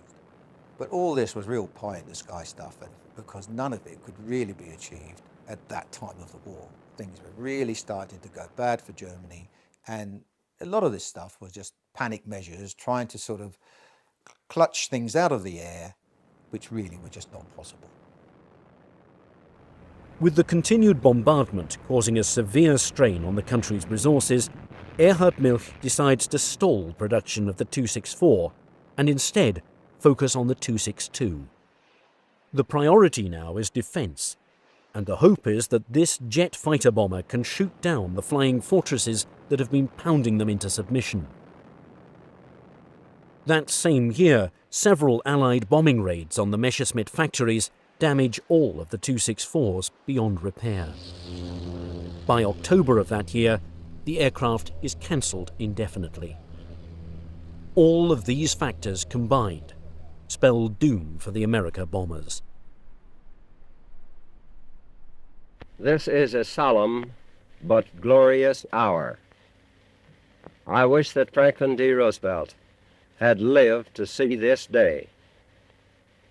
General Eisenhower informs me that the forces of Germany have surrendered to the United Nations. The flags of freedom fly all over Europe. In the more than 60 years since the Nazi regime was destroyed, many questions surrounding the America bombers program remain unsolved. When we interrogated William Messerschmitt, he pooh-poohed it as if, I really had nothing to do with it. I think they realized they were going down a blind alley with that, really. For a project cloaked in secrecy, rampant rumors begin spreading in the decades following VE Day. One such rumor is the assertion that the Ju-390 successfully made a reconnaissance flight of approximately 12,000 miles from occupied France to New York Harbor. The fact that a Junkers Ju-390 came within 12 miles of New York is something that's said by many sources. It's not just one source. This isn't a wild and crazy guy saying this. This is something that is said and repeated, and I believe to be true. A hypothetical question asked is, what impact would these planes have had if they were successful in carrying out bombing raids on American cities? But I would say that even if the Germans could have put 2 or 3 aircraft together that could somehow make that perilous flight across the Atlantic and lob a couple of bombs into lower Manhattan, I think the political impact would have been tremendous. At the very least, President Roosevelt would have been forced to redeploy anti-aircraft assets from Britain, where they were protecting Britain against German air attack, to the continental United States. And that might have had some appreciable impact on the future course of operations in Western Europe. If the United States had actually suffered on its shores serious damage from German rocketry or from other transoceanic bombers such as they intended, the probably impact on the war would be that it would have been extended. Given the great industrial, innovative powers of the United States as demonstrated in that war by our production, the development of an atom bomb, no doubt we would have struck back, but it certainly would have extended the war to have the destruction brought to our shores. I wouldn't say a waste of resources, but to a large extent, the hopes of actually curtailing, even annoying the Americans was very small. They might have annoyed them all right, but that would not have been good because the Americans might simply have reacted by bombing the German factories and the bases more fiercely than they did. So in the end, chances are, even that the Germans built the bombers and the bases, they would not have remained in operation very long. They may not even have been completed before they got pulverized. Would they have been able to crack the well-oiled American war machine by 1945? Would they have been able to weaken civilian morale? When you look at the effect of the German bombing of England during the Blitz, it's pretty clear it strengthened British resolve. It caused more of a feeling of we've got to get back at those guys rather than fomenting this attitude of, oh, there's no point, we should surrender.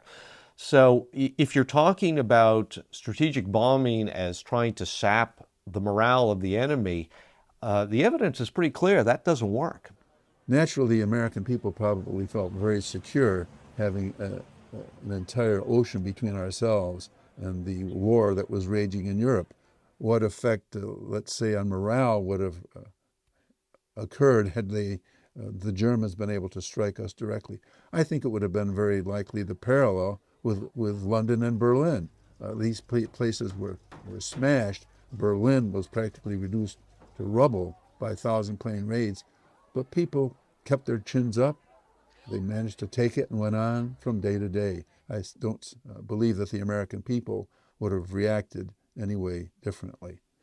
It's very difficult for people who have not been involved in a war like that, or have not gone through the experience, to understand that war to us had become a condition which to us was no more different than the weather. It was something we had to live with. You could talk about it, but you couldn't do a darn thing about it. and the fact that cities got destroyed or submarines got sunk or whatever.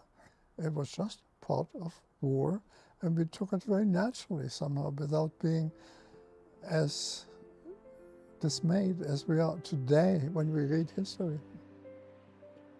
The plan to bomb America proved appealing to many in the High Command, an act of revenge against a nation that seemed impregnable. Like many other secret Nazi projects, however, a firm lack of purpose and direction existed. The bureaucracy in place at the time and the continued destruction of German factories and cities guaranteed that aircraft like these, despite their potential, would never get off the ground. Instead, these planes and the men behind them remain a pipe dream, one of the Second World War's greatest what-ifs.